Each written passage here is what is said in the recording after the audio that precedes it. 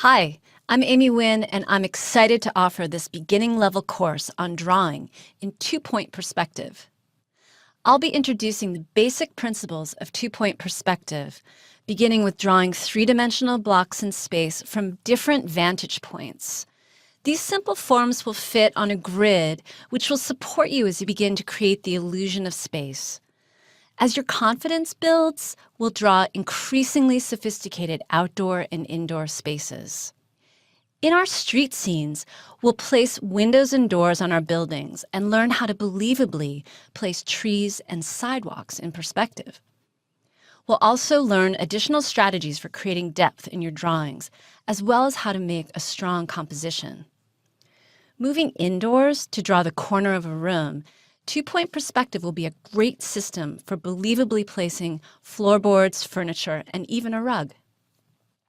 Practicing drawing two-point perspective freehand will strengthen your ability to draw exterior and interior spaces from life or your imagination with expressive accuracy. Artists throughout history have used perspective systems to create the illusion of space, so let's get some perspective. I'll be drawing with a stylus on a Wacom tablet in Sketchbook Pro to demonstrate some key ideas. You can follow along using any drawing tools you like. You can use Photoshop or a drawing app, or better yet, paper and pencil. I've provided basic spatial grids, which you can download from the exercise files to help you draw interior and exterior spaces.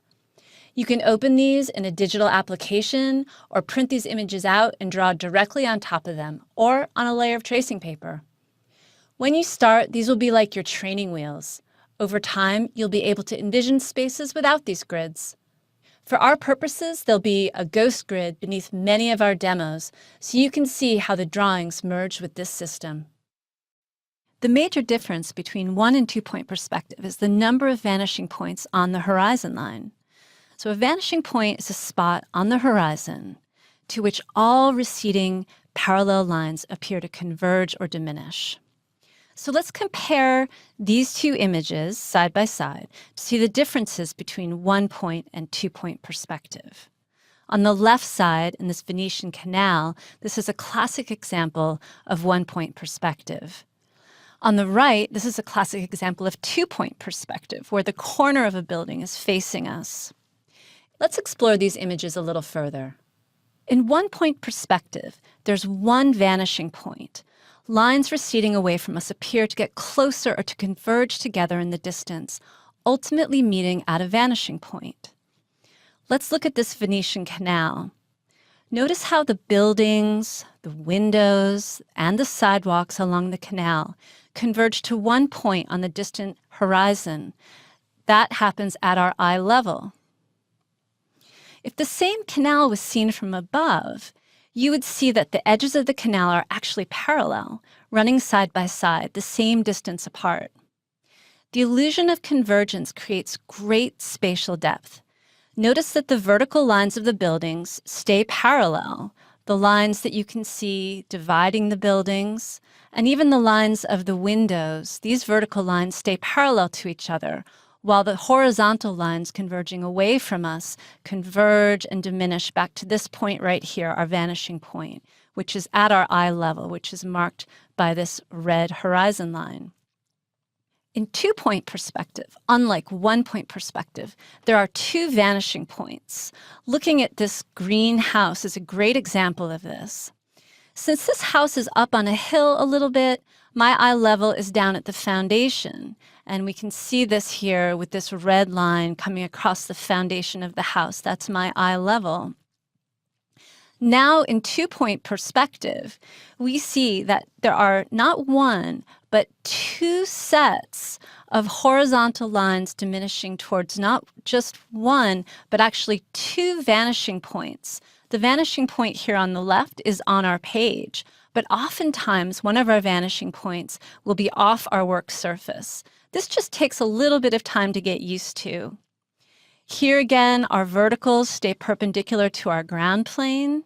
You can see that here at the front corner of the house, which is kind of like our anchor. But you can also see it here on the porch and the window lines. So when you're walking around your neighborhood, consider how your perspective shifts as you move from looking down a long street to facing a building at a street corner. This will help you discern the difference between 1 and 2 point perspective and help you navigate the drawing of both of them. Let's take a look at the difference between drawing a symmetrical box in 2 point perspective versus an asymmetrical one. Knowing these differences will help us draw shapes like this in space. Sometimes we might be drawing a box or a building when the corner is facing us. And there's a symmetrical relationship between the sides. You see how the side on the left here is equal to the side on the right. These converging diagonals can be followed back to our vanishing points.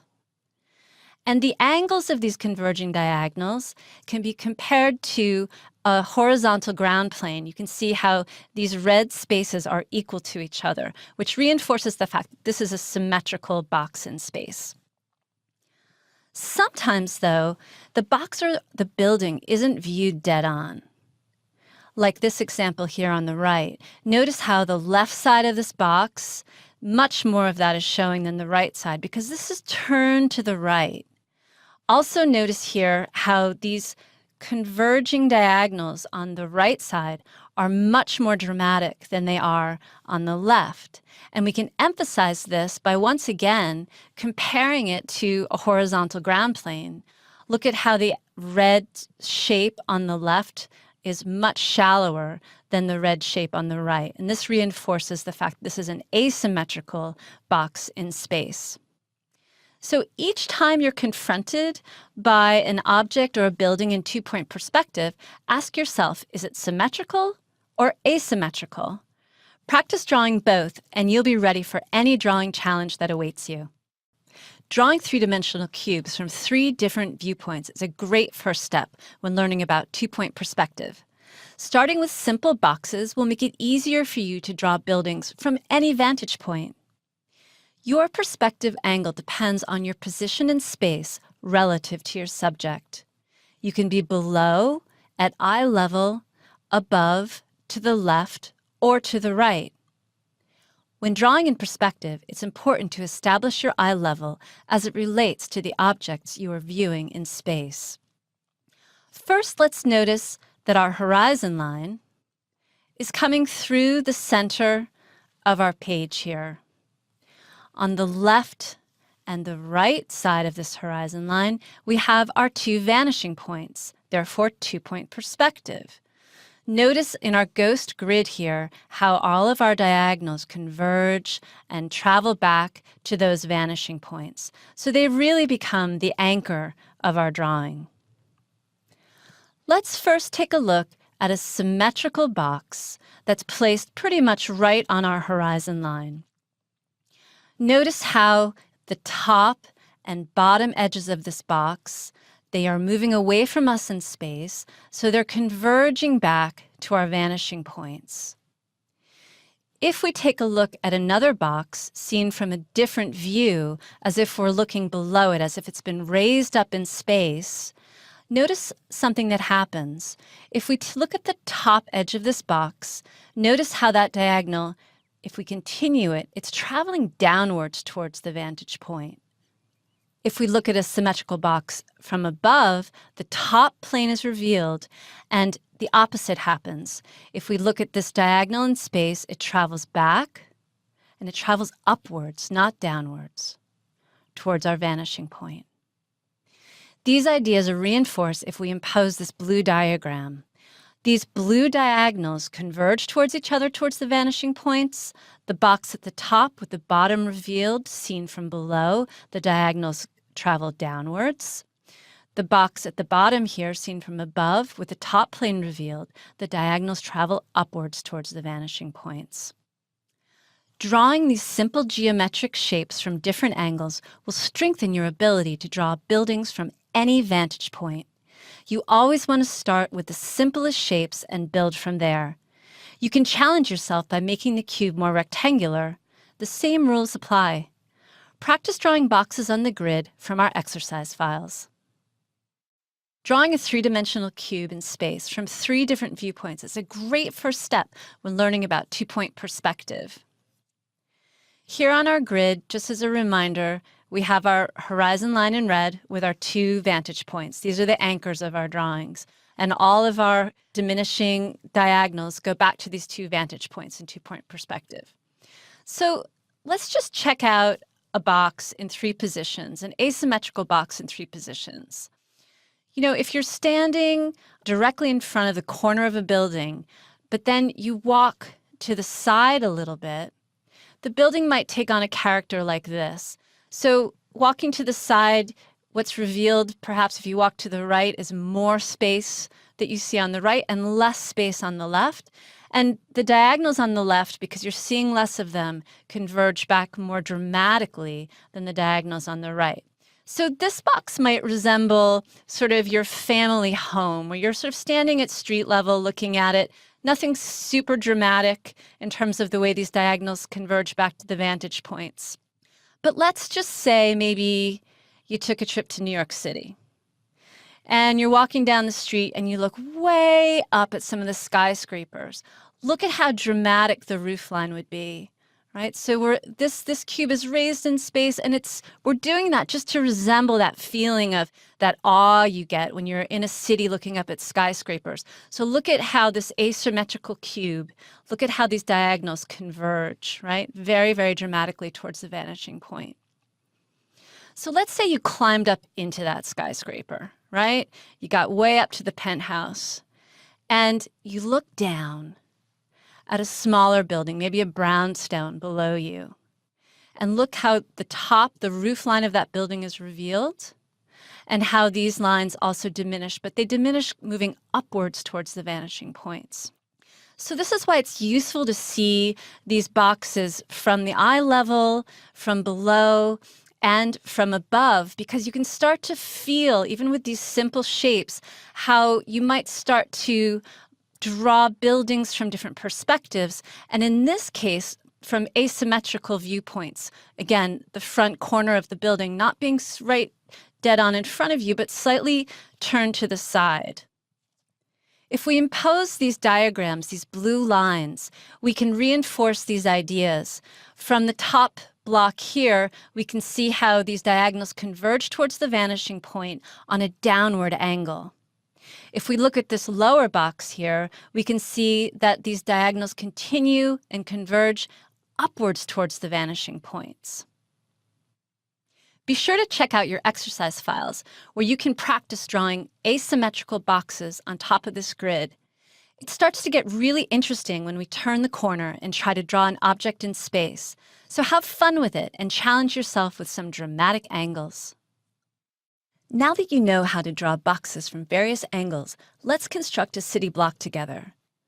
Imagine you're walking down the city street and you're envisioning these buildings. As you go past them, you're going to walk past alleyways where buildings slip behind each other. And of course, the buildings that you pass by on a regular day aren't going to be as unified as these. But you can imagine that some are going to be a little taller, some might be a little wider. But basically, this is a format that you can use to construct your own environment. Let's build a city. Here's our first building. We can imagine we're standing right at this street corner, looking at this building. We can turn to the right and see down one street. We can turn to the left and see down the other. I'm making this building pretty tall because it's the one closest to us in space. As we build the rest of our city, our buildings will get smaller and smaller as we move down the street along our main converging diagonals. So let's place some more structures. To give this illusion of diminishment, our next 2 buildings will start at the halfway point between the front building and the building furthest back. Sometimes it's hard to believe that the distance between this front building and the next building is the same as the distance between this corner and the furthest building back. As we continue to place our buildings, the next pair of buildings get smaller, and the next pair gets smaller still. It's really important to understand the compression and the diminishment of these buildings in order to create a really dramatic illusion of space. So notice, just like how this building is the halfway point between the front corner and the back, this building here is also marking a halfway point between the front corner of this building and the furthest one back. This one, too, splits this distance. So working within this framework is really going to help you create buildings with a really dramatic sense of space. The interesting thing is that if we took a walk down this street and took a measuring tape and measured the facades of these buildings, they actually might all be about the same width. However, working with two-point perspective, we have to consider scale change to create the greatest impact of depth.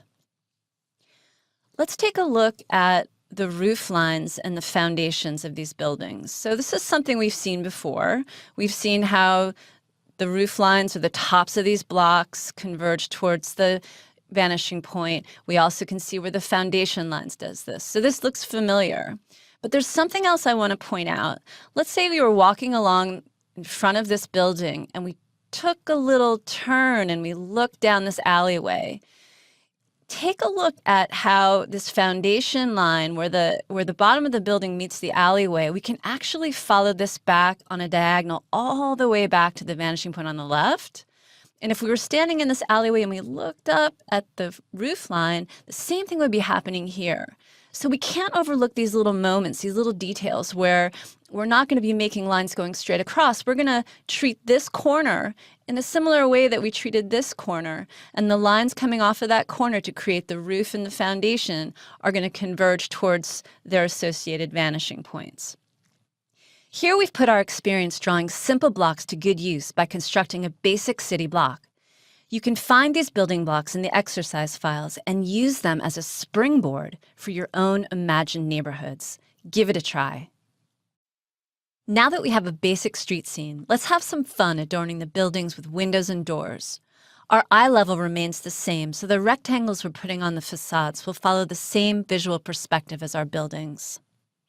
Let's start with the doors. For simplicity's sake, let's say each building has a door in the center of its street-facing facade. We must take into account diminishment and scale change here, and by that I mean that the buildings will get smaller and smaller as they move away from us in space. So there's a simple trick to centering a door I like to call X marks the spot. To find the center point of each facade, we can make an X corner to corner for each building. As we do this, you'll see that as the buildings move away from us in space, the center of the X appears to get closer to the far edge of the building. This is important because we want the doors to set believably in space. Once we found the center point for each building, we can place our doors. To place the door, we simply take a vertical and drop it from diagonal to diagonal, and we take a second vertical from the back edge of the door and drop that from diagonal to diagonal. Notice that this vertical is a little shorter than the front one because of the diminishing and converging diagonals. We can create the top of the door frame and the bottom of the door frame. And then all of this can be used to create all of our doors. So now it's time to place the windows. They're going to follow the same placement system that the doors did. Let's say you want 2 symmetrical windows on each building. In this case, you can subdivide each facade above the doors and place the windows like this. So first we have to drop a center line. This center line is creating a division between the upper parts of the facade, and this center line is going to drop down through the center of the door. The next step would be to create our X marks the spot system again. So we're bringing an X from one corner to the other to make a placement spot for each window. Remember that when we place these windows, the top and bottom edges of the windows are going to follow these converging diagonals back to our vanishing points. And then our last step is to go ahead and put the windows in. If we hide these diagrams, we can see clearly that we've created sets of windows in believable space as well as doors in believable space. We now have some details on our buildings. Once you know the system, it's like anything. Learn the rules and then improvise and adapt. It would be unusual to visit a city with such symmetry to the buildings. Let's create some variations using our building blocks as a guide. Chances are that the roof lines will differ and the heights of the buildings may vary too. Let's start to improvise and see what we can do to make this more organic. So right now our roof line of our building block is very straight, but let's say we wanted more of an A-frame. We could start to sketch in very loosely. I like to start my sketches loosely at first, defining the curve of the roof. And notice that this side of the roof is going to come down on a diagonal, still diminishing back to that vanishing point. We might even play with placing a chimney. And this structure that we've given ourselves, this underlying structure, is a fabulous base for elaborating more organic, more personal detail. When I was a kid growing up in Connecticut, our house had these wonderful shutters, wooden shutters. So you might think about, a home that you're fond of, or even your current place of residence, and elaborate details from that. Where I live now, there's a house down the street that has this terrific little bump out, like a bay window almost, coming off the house. So you can even add sort of rectangular blocks, sort of stick them right on the front of the building, and notice how they too sort of work with this perspective system.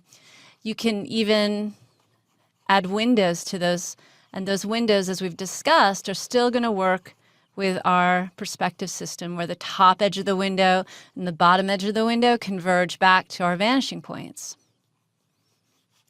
We need a door. Otherwise, it'd be tough to get in and out of this house. So I'm going to grow the door a little bit. And then I'm going to make a little stairway. The top of the stairway, sort of where we enter the house, is the top edge of that top step is going to zoom back to the VP, or our vanishing point on the right. VP is just a snazzy abbreviation for vanishing point.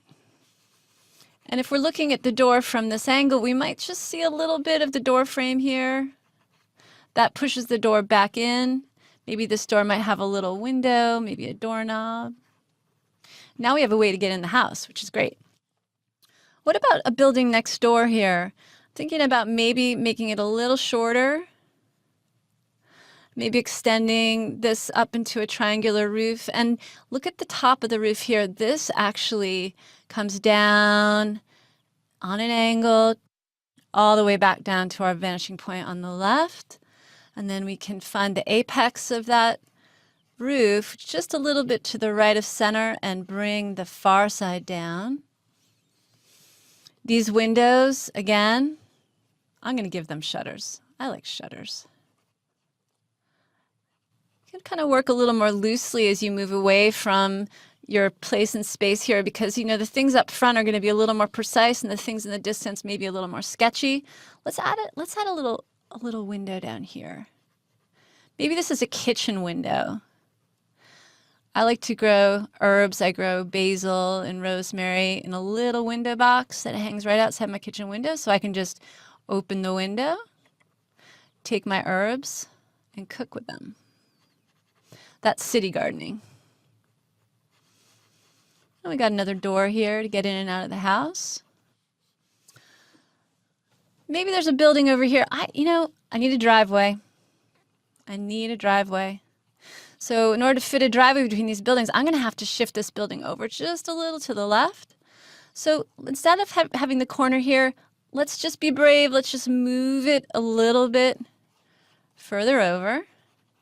So now this is the front corner of this building. Just drop the vertical. And if this is the front corner of this building, and let's make it a little shorter maybe than the original block, then take a look. This line is not going to go straight across. This line of the side of the roof line is going to angle down, and you guessed it, back to our vanishing point there.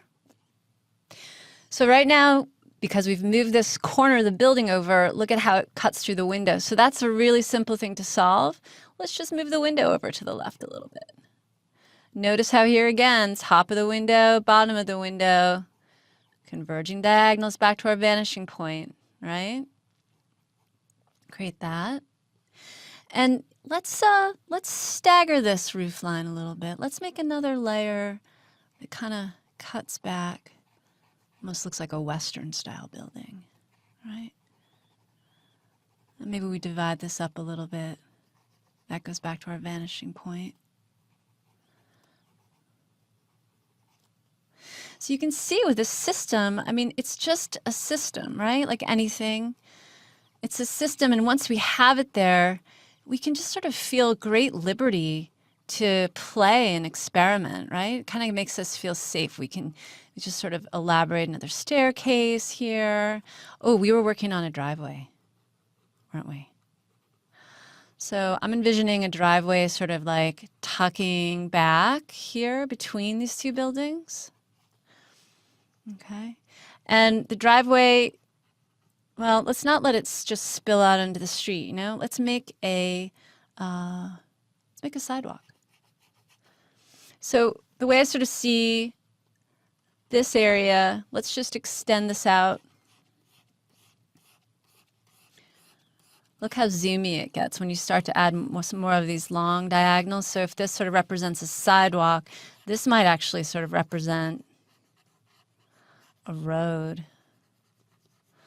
And I like having a destination way in the distance. Maybe these are some distant hills way in the back. This sidewalk gets kind of cut by that driveway. And then maybe down here, maybe we'll make a little fence to connect these two houses. So you can make these segues and you can make these situations that really personalize the scene. Maybe make a little fence on this side. We can take this idea of moving from very general to very specific and take a look at this. If I kept drawing, we could start to grow the detail and elaborate this scene to the point where it really becomes something from my imagination. It becomes something that sort of merges some memories from childhood with maybe things that I wish I could have in my own dream home. So when we begin with a basic structure that's built with successful two-point perspective like we did, this really allows us the freedom to make the scene personal.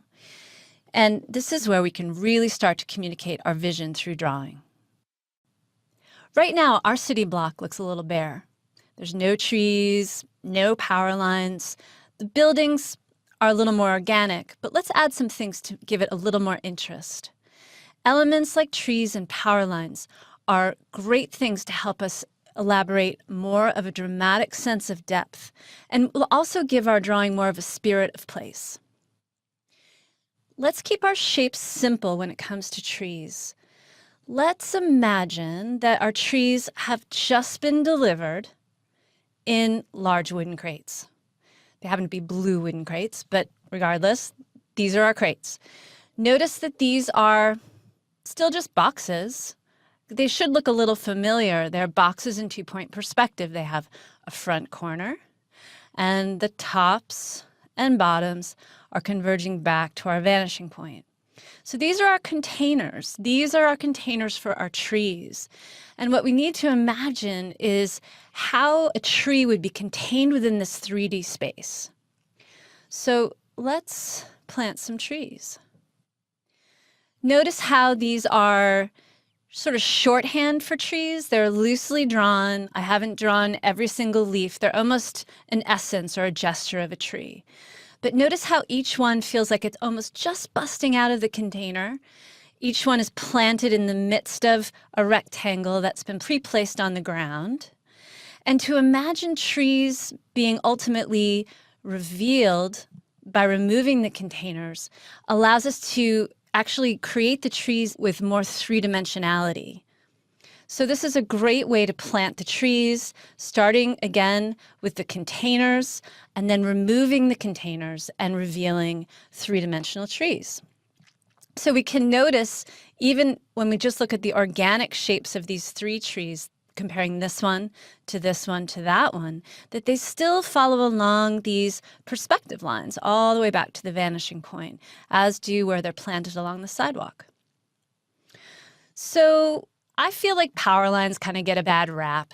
I love drawing power lines. Power lines to me are a way to kind of put a little grit in the drawing, but also help us get our eye back into the perspective and really help carry our eye around the drawing.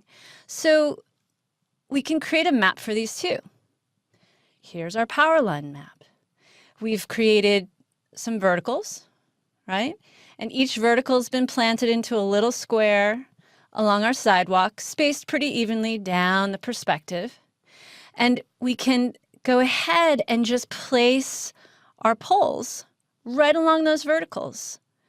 Notice how as we follow this blue line back into space, once again, these power lines fit into this structure. They get smaller and diminish as they go back into space. And ultimately, the sort of final place here is like layering these wires. They look at how we can come in here, we cruise back and back again, all the way back into the distance. This is really a device to help us move through the picture. Because when we're making a picture, we don't want it to feel static. That's actually part of the reason why I even kind of create a little curve to these trees to make them organic. There's something about moving through this structure that's really quite beautiful. So whatever you add to your scene, whether it's power lines or trees or park benches, we really want to ask ourselves, when we put them in, is it helping us increase this illusion of space? Is it helping us to create this beautiful sort of drama? So I'm going to take away this grid, this light ghost grid that we have behind everything. And then I'm going to show you this drawing as I've worked it up a little bit further, just gradually bringing it up, adding a bit of tonality and just a little bit more detail.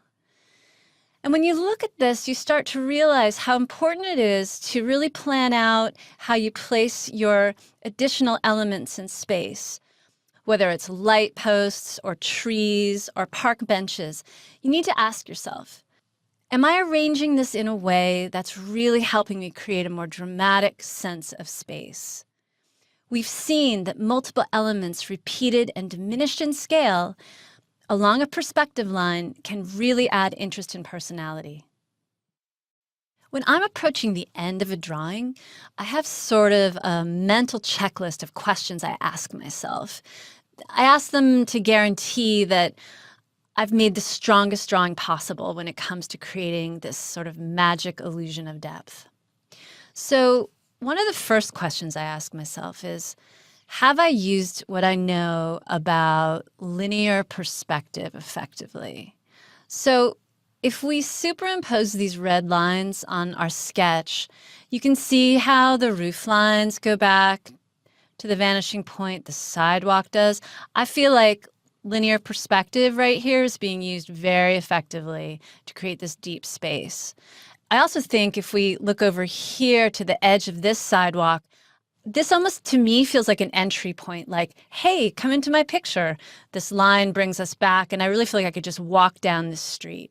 So linear perspective, I feel, is being used here pretty nicely. Another idea that I love because it's so dramatic and sometimes slightly unbelievable is to take the relative scale of something in the distance, like this power line pole, and compare it to something in the foreground, sort of the same item but larger in the foreground. Believe it or not, if you take the length of this pole and compare it to the one here in front, you could fit not one, not two, but 3 of these links into this pole. This is really dramatic. And to really sort of see the sense of diminishment, the sense of scale change, is really going to reinforce your space. Another concept or another idea that may seem really straightforward, but yet it is really important, is the sense of really knowing where things are overlapping each other. Like, it's clear that this power line post is in front of this house. I've made like a little red line here where this rooftop just sort of comes right behind that pole. It's clear that this roof line overlaps this building and that this tree overlaps this pole because it's blocking the pole. You know, these ideas seem basic, but to change your line quality a little bit, maybe like crisp it up a little or darken a space as it moves behind something else, this is actually really going to help you zoom your space and place items in space relative to each other with believability. For me, one of the funnest parts of creating depth is using this idea that we call atmospheric perspective. So unlike linear perspective, where we're really using these kind of hard lines, we're envisioning these hard lines to create structures in space, atmospheric perspective has to do more with the quality of the drawing in the foreground as compared to the quality of the drawing in the midground versus the background. So this is the foreground of our drawing. I think it's okay right now, but I feel like we could perhaps add a little more detail, a little more precision to the foreground to make us really feel like the foreground is tangible. It's right up close to us. So I'm going to bring in a little bit of grass. I'm not going to draw every single sprig of grass, but we're going to just add a little character to the foreground. Maybe have a few pieces of grass trying to poke out from the cement around this light post, this power line. Maybe bring in a bush in the foreground here. Thinking about the character of the bush, maybe a little darkness beneath it, maybe little tiny leaves on top. Thinking about the texture of things, like organic items like bushes and the bark of a tree. This bark is sort of rough. It has a direction to it. Our line can reflect that. These leaves, even on this tree here, are sort of maybe softer, leafy. Over here, this tree may not have details of leaves at all because that's in the midground. So we want this foreground to be a little bit more detailed. Maybe a couple flowers over here. Maybe a crack in the sidewalk. Maybe some leaves have fallen off this tree. Right? So we're really trying to work up little by little the character of the foreground. And if we worked it further, we could really grow this drawing and create some real impact with the foreground, create some real impact with the details that we add to the foreground. So let's turn off the grid and you can really see this drawing start to come together. I think it looks pretty good with the foreground detail, but the last part of this is starting to perhaps use some erasure to make the background a little bit softer, the quality of the background. So if I come in and soften some of these lines back here, this is in the distance, almost like there's a little bit of a mist rolling in, right? Starting to soften some of these details, soften the distant hills on this side. You can see as we do this, there's this sort of progression from the distance to the midground to the foreground detail. And then we can come back to this side, soften up some of the detail in the distance again, right? Just fade it out. We're not getting rid of it completely. We're using sort of soft erasure here. We don't want these details in the distance to be distracting. We just want them to fade out just a little bit, even the roadway. So our lines are softer in the distance. They get more precise as they move forward. And that's where atmospheric perspective can really start to make your drawing much more dramatic. The more you draw, the more this mental checklist will weave into your drawing process. When you come to the end of the drawing, when you think it's the end, take a look at your overlaps. Are they precise? Take a look at your diminishment. Are things really shrinking enough in scale? Take a look at your linear perspective and ultimately look and see if you can nuance the distance to be softer and bring a little more detail into the foreground. That will really get your drawing to zoom with space. Earlier in this course, we looked at the difference between 1 and 2-point exterior perspective. Before we start drawing inside, let's compare 1 and 2-point interior perspective by looking at these two rooms. On the left here, this loft is a classic example of 1-point perspective. On the right, looking at a corner of a room, is a classical example of 2-point perspective. If we were looking down a long room like this, at a far wall, this would be 1-point perspective. Look at our eye level here, this red line, and look at how all of these blue lines, the lines that line along the pipes, where the ceiling meets the wall, along the window planes, where the floor meets the wall, and even along some of these lines created by the cast shadows, all of these converge and meet at one point. Therefore, it's one-point perspective. However, turning your gaze to a corner means we're using two vanishing points. Look at this diagram here. We have our horizon line at our eye level, and we have a vanishing point here, and we have a second vanishing point here. Notice how these blue lines, this one here at the top that runs along the top of the window pane, this one angles down to the vanishing point on the left. And coming across here again, we can see how this one along this window comes down to the vanishing point on the right. So the vanishing points are receiving these converging diagonals in two directions. Therefore, it's two-point perspective. Elements like windows, doorways, and hanging artwork will all follow these lines.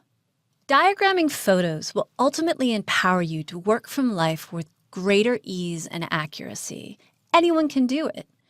Let's practice this in the coming movies to see how the world fits into this amazing visual system. Let's take it inside and practice drawing the corner of an imagined room. Here's a new grid designed to make drawing interiors easier. Don't worry, there's still a horizon line here, this red line coming across. And the difference is basically that rather than having an exterior corner coming towards us in space, we're placing a far corner, this corner right here, in the distance. So we're making a space that you can actually walk into.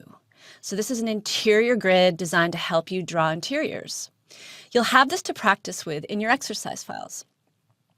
So let's first just simply place this corner of the room. So notice how this corner comes down, a vertical, and then our diagonals, rather than converging towards each other and moving away, they actually sort of fan out towards us in space. This creates our two walls. The reality is that they actually still work with our vanishing points. So if you followed this wall back in space through the corner, it would actually connect with the vanishing point on the right. And if you follow this wall back to the corner, it would connect with the vanishing point on the left. So it's really a similar system, but it's just fanning towards us, creating a space rather than moving back. So now that we've created a space, we can actually start to include some details. How about some windows? I love big windows. So let's put some windows on and perhaps a place to hang some artwork. So here are our windows. I like to drop a vertical and then notice how these lines also converge back to our vanishing point. The window a little closer to us will be slightly bigger than the window a little further away, and those are set up nicely. If we're hanging a piece of artwork, that would follow the same system. And so we have a sort of longer rectangle, but notice how it still lines up with our converging diagonals. Now, if we want to come in and out of the space, we obviously need to put a door in. So our door is going to follow the ground line here, the base of the door. The top of the door is going to follow our converging diagonal, and then just two more verticals perpendicular to our ground plane. So here we've created a really strong container to move into. And of course, once you get the hang of it, you can use our interior grid as a guide and place your windows and doors anywhere you want in your imagined room. Go to the exercise files and give it a try. Let's have some fun personalizing our new room. Imagine you're moving into a new space and you want to add some things to make it feel more like home. So one of the first things in a room like this I'd want to put in is a rug. So let's just place an area rug. Look at how easily it lines up with our grid system. So it's just a rectangle, but because we put it along this guideline, it feels like it really starts to set the ground plane really beautifully. So that's a really simple area rug that we can put in to make it feel more like home. The next thing is, I really love wood floors, old wood floors. So let's put in some wood floorboards. Here we go. So it may feel a little complicated, but actually it's really easy because what these floorboards are doing is if you just travel them back, they're actually all going to this vanishing point right here. They're all lining up. And this is, again, reiterating this idea that we've got this like really solid ground plane, we've got this beautiful area rug, and these floorboards to really give the room some character. The next thing, where I live, I've got these beautiful ceiling beams. And the ceiling beams, you can just put in some basic guidelines. You can use those to put in ceiling beams, but you can also use those to sort of guide track lighting or, even fluorescent lights or ceiling tiles.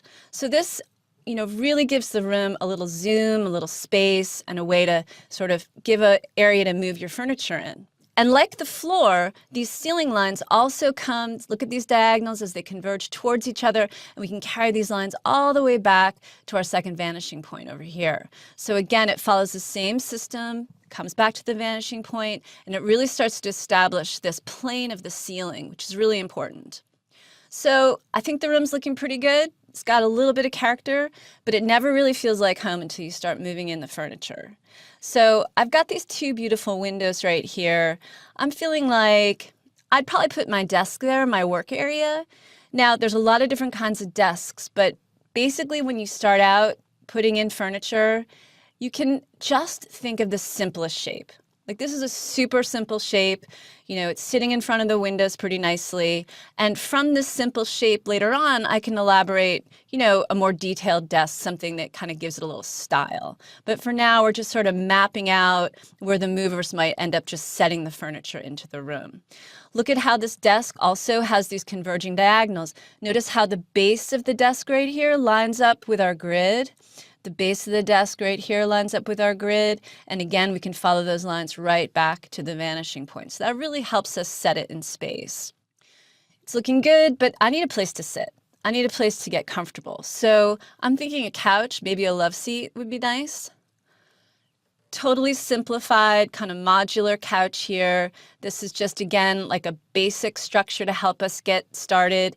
And this, again, sits really nicely on our grid system. The top of the couch is slightly on a diagonal. You can see how you can actually follow that top all the way back to the vanishing point on this side. And so it starts to feel like it's really sitting on the floor because it's following our grid system. This line right here along the floor comes back to that vanishing point. So it doesn't feel like it's floating. Like if you ever place something in a room and you're drawing two-point perspective and it feels like it's kind of like hovering over the ground, like there's air under it, chances are that you don't quite have it in perspective the way it should be. So to me, these two items really feel like they're sitting with weight and they're sitting, against the wall. The wall's a guide, and it feels like they feel really natural. The last thing that I'm going to add in really right now is maybe a coffee table.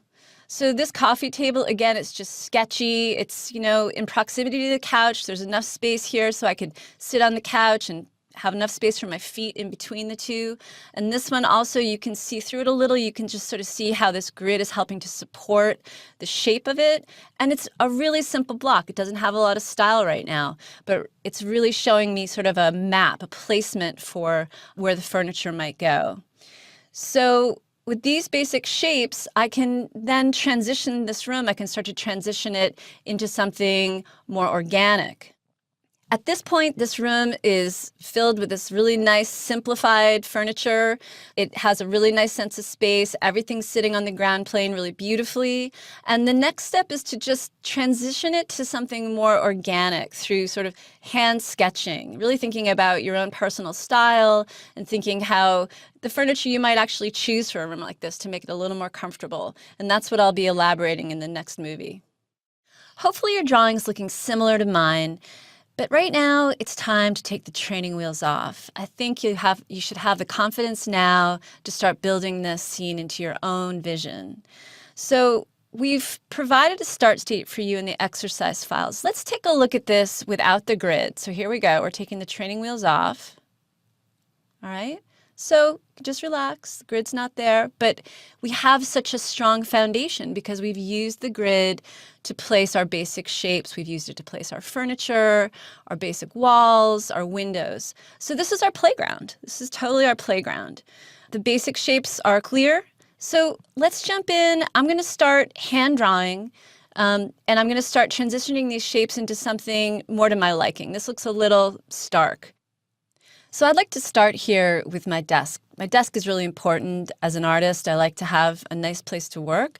So right now we have this basic shape.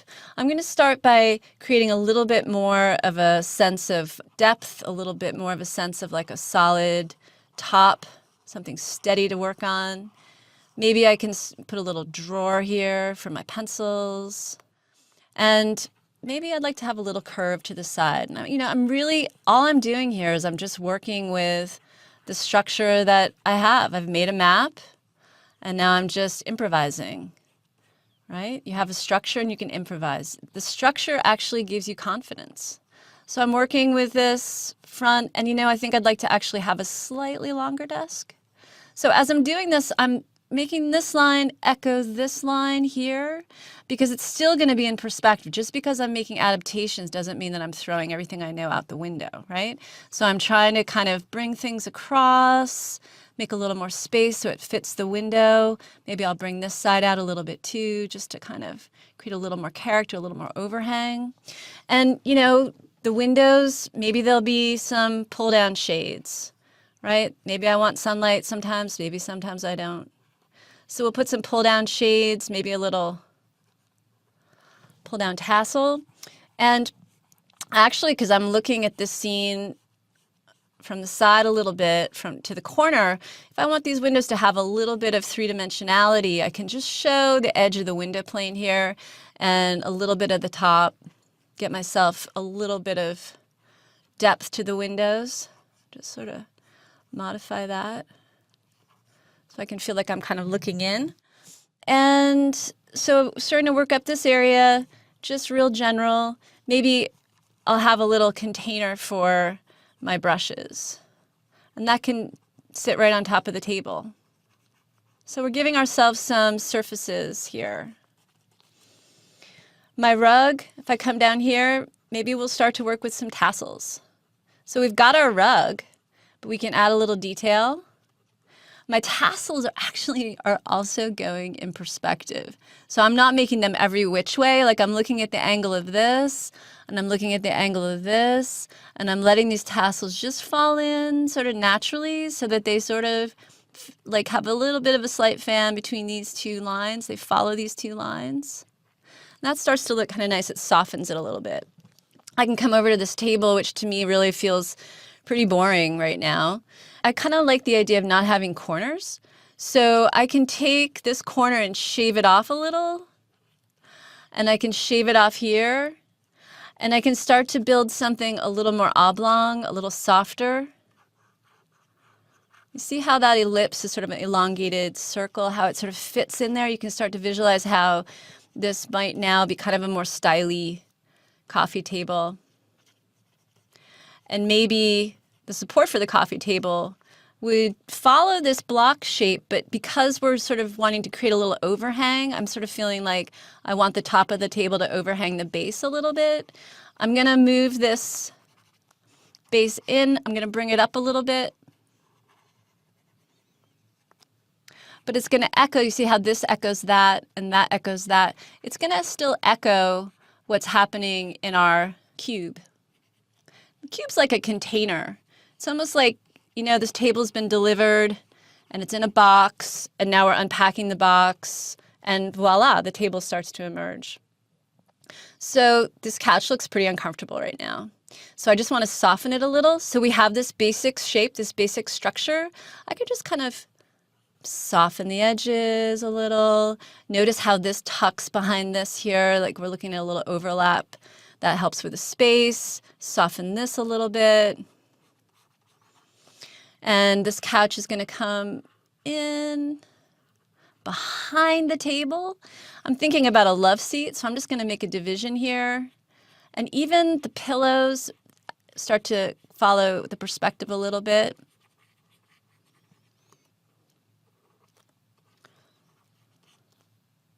Maybe add some stripes.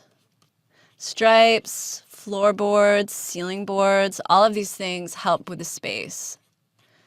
They're not just details. So details are one thing, tassels are one thing, but sometimes the lines you make can actually reiterate the space of the room. And I'm curving these a little bit to give this couch a little bit of a cushier feeling. You got to have artwork hanging. Sorry, you just have to as an artist. I firmly believe that. So let's hang this painting. Looks very minimalist right now. So let's just give a little frame.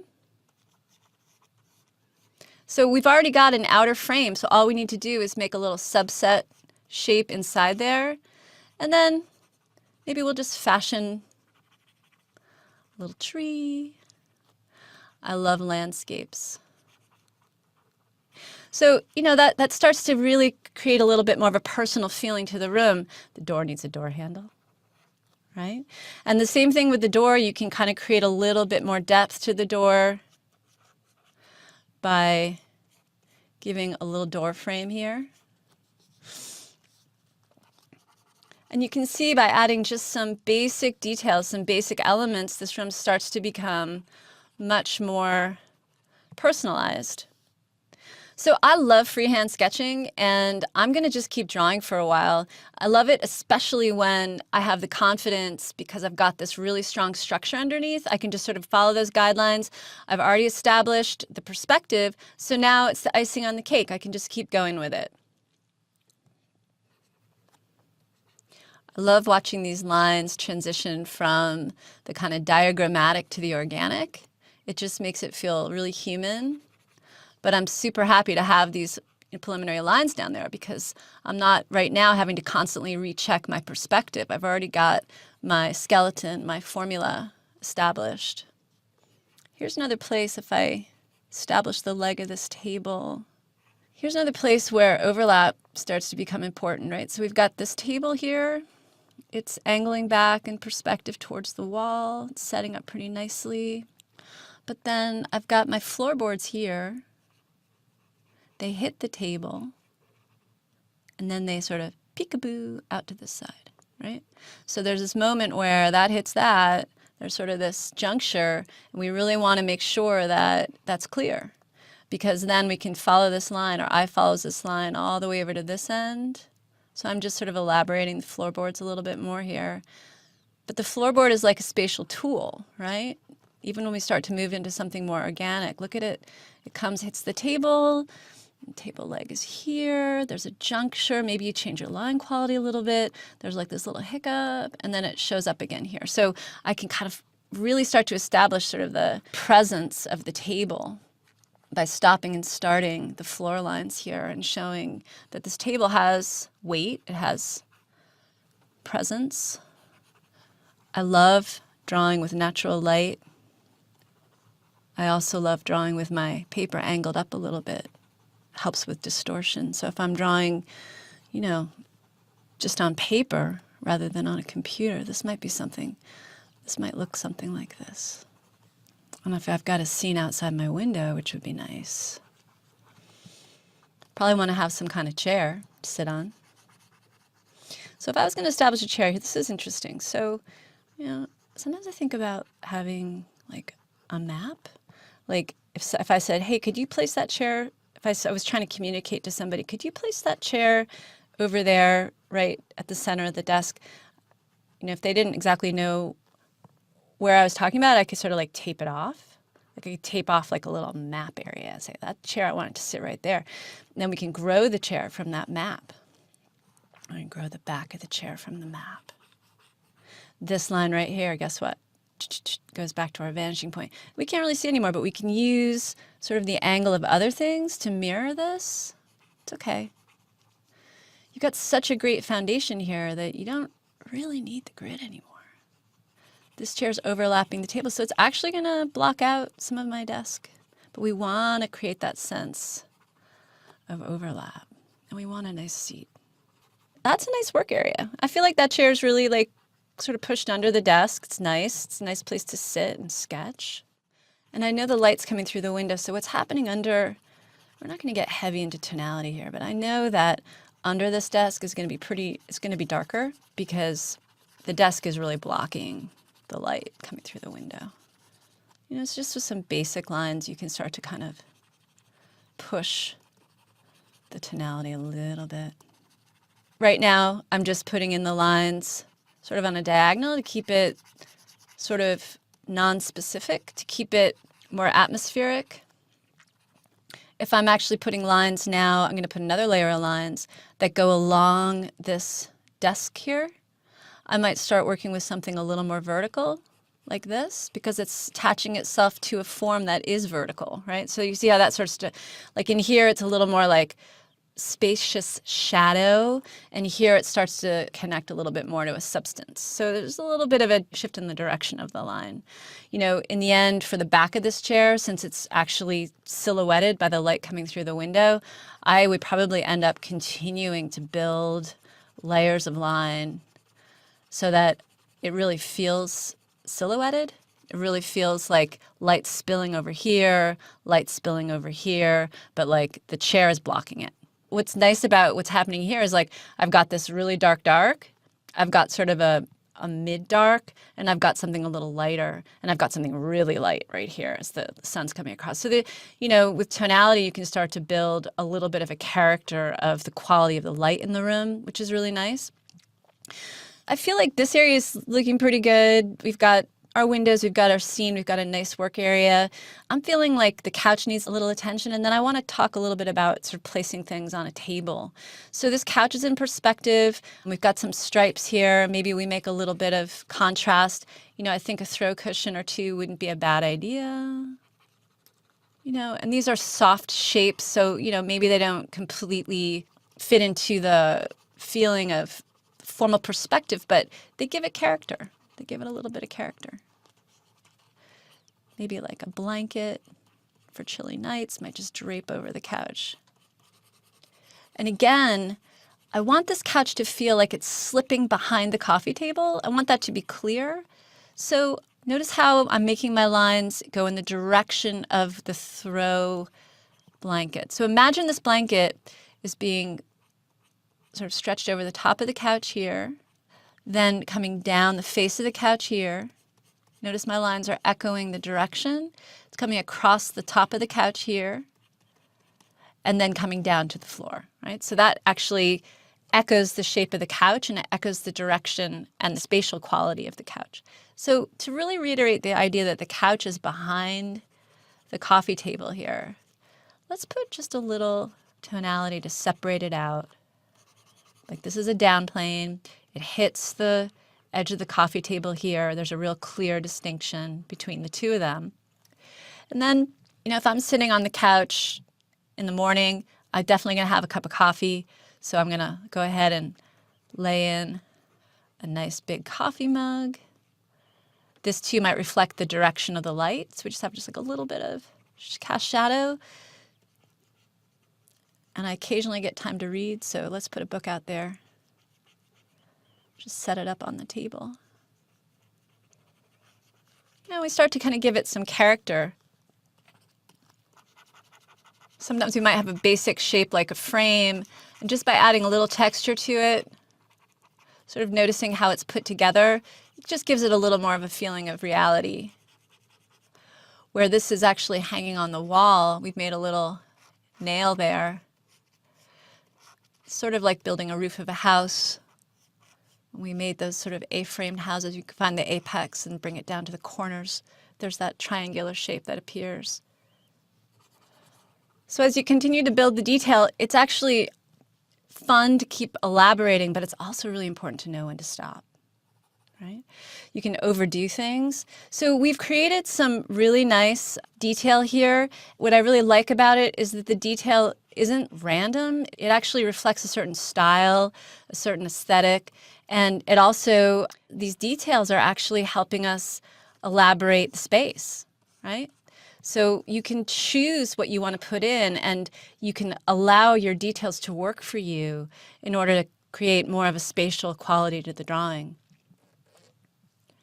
So if we imagine taking this drawing to the next level, we could see how with a little more detail and a little more time, we can start to elaborate a space that's very personal, that's very kind of homey and has a really wonderful sense of character. So with practice, you can create your own interior space as well as drawing one from observation. And I would just say practice with a corner of the room in your own home. You might start with the basic structure. And then what I think is fun, I actually love rearranging furniture. So you might actually use your basic structure and play with different furniture configurations, like just through drawing. So you don't have to worry about constantly scratching the floor by moving things around. Just like, what would it look like if the couch was over here? Or what it would look like if I moved the coffee table to the other side of the room? And, keep it simple and just use the tools that you've acquired and use your confidence to re-envision spaces and make them your own. Let's talk a little bit about composition.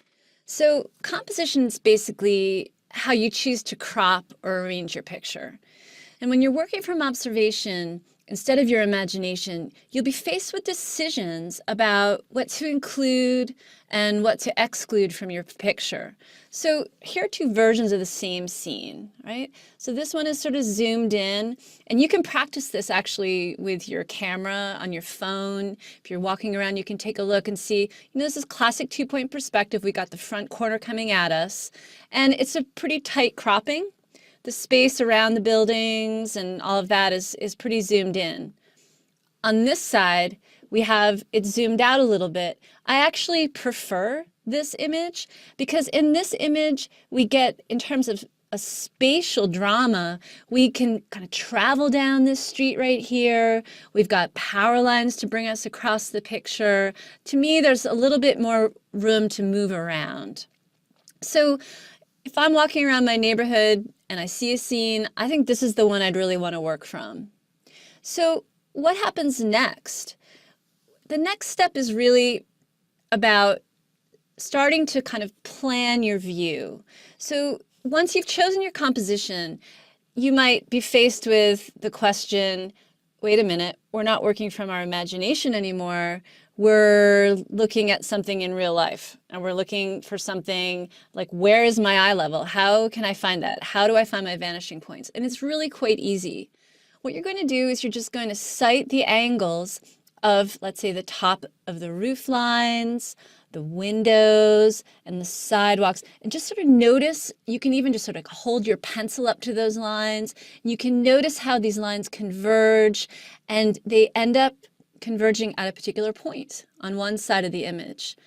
On the other side, you can do the same thing. Notice where they're converging, and they're going to converge to another point. It may be on or off of your image.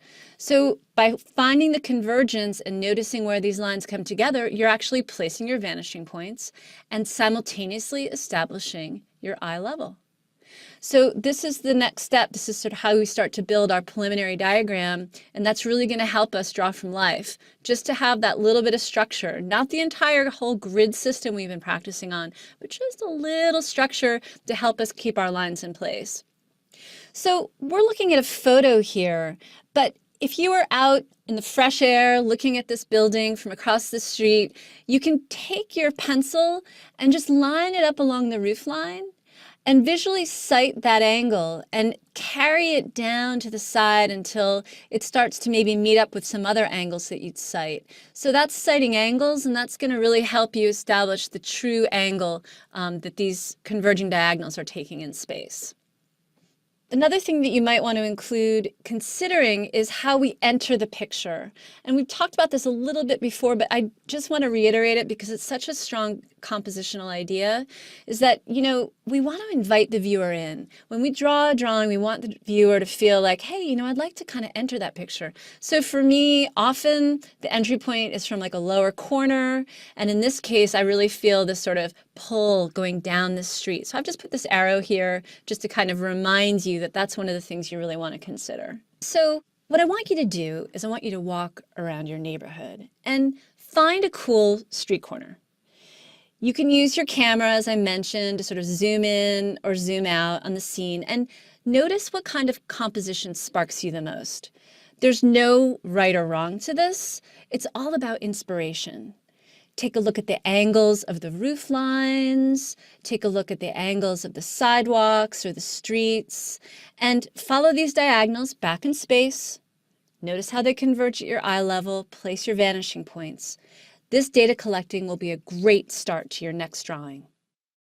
When I walked around my neighborhood last week and I found this scene, I was totally inspired by the power lines, the crosswalks, and some of the building angles.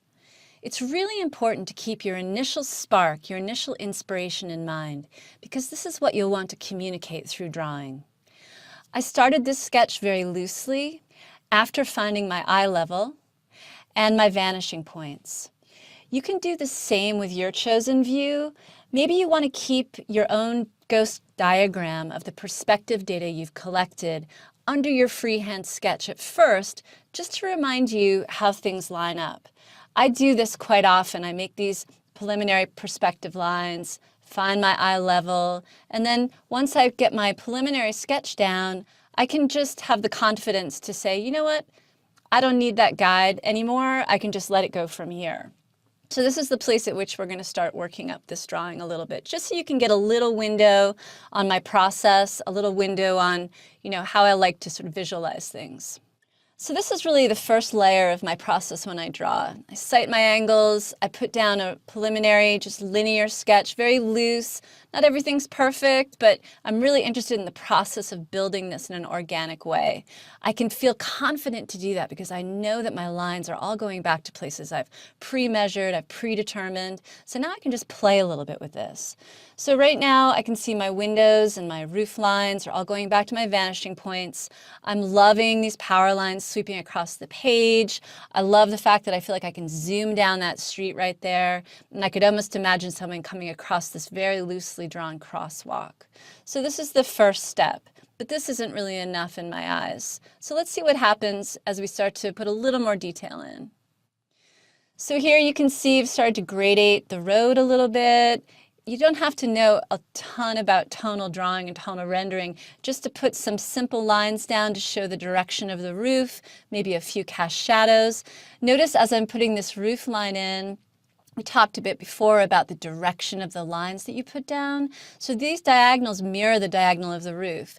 These diagonals mirror the diagonal of that roof. And notice they're going in different directions, just like the roofs are.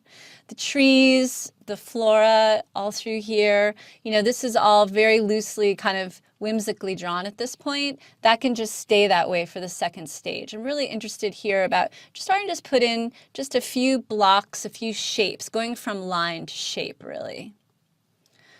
The next stage, which would be more the final stage, we can talk about just a little review of some of the things we've really touched on in these movies. So here we've got a direction of light coming in, heading this side of the building. This side falls into shadow a little bit. I've put down some tonal rendering on this side. And I've worked with a little more detail up front. I've elaborated these bushes a little bit more. And as I come off to the wings, off to the side, these trees, to me, they still look like trees, but if you really look at them, they're just a bunch of squiggles. And you come down this side, so this crisp corner is really, really strong. So when we're working with atmospheric perspective, remember we're sort of talking about the foreground being rather detailed. And then as we move down the street, this house, we see shutters, we see the boards of the house. And as you go down a little further, this one, the shutters are sort of implied like a gesture. We go down a little further still. And this is pretty abstract, but the brain sort of puts it together as a building with trees around it. One of the other things that's happening here, besides all of the atmospheric perspective, is overlap. So one of the reasons I actually really like this view was this pole that happens way up in the foreground. It's a little awkward, and you may or may not like industrial elements in your drawings, but I really like the way this sort of anchors the front corner. There's a little cast shadow off of it, and it is clearly in our foreground. It's really right up front. So we're considering the foreground, the midground, and the background. So just having some form way up front really helps us create space like that too.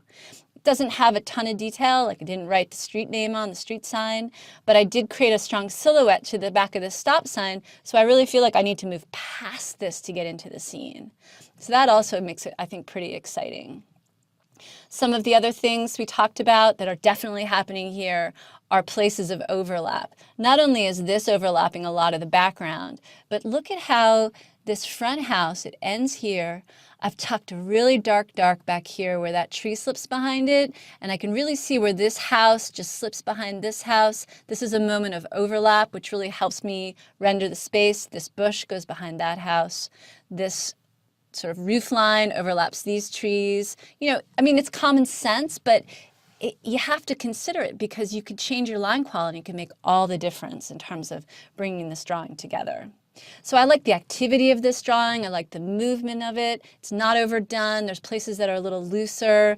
Areas in the back are atmospheric. Areas up front have a little more precision. I feel like it's pretty spatial, having to do with, our diagonals converging, and I feel the composition is strong. Even these big empty spaces of the sky, I love how the power lines divide them up into these triangles, and it really helps to hold the energy of the space. So now you can try this yourself with any scene that inspires you. Now that you have practiced two-point perspective, you can establish your foundation and then keep it fresh, enjoying the process as you render your world. Now that you have the basic tools, get a sketchbook. Practice, practice, practice. Draw everywhere. Perspective is all around you. Try interiors in a local cafe or at home while the baby's sleeping. Draw exteriors on location when you're traveling or in a local park. Sneak a sketch during a meeting at the office or on your lunch break. Take a loose approach supported by what you know now. The beauty is that once you've mastered two-point perspective, you can apply this to create dimensionality to any scene you choose. You can place overlays on photographs to trace the perspective lines. Try and determine the vanishing points by sighting the angles of the converging diagonals to establish your horizon line. This is your anchor. This sort of tracing reinforces the drama that is sometimes unbelievable at first. You'll find the more you practice, the more your confidence will build and the better you'll get. Keep practicing, and over time, you'll be able to make fresh, confident drawings using two-point perspective. Thanks for watching.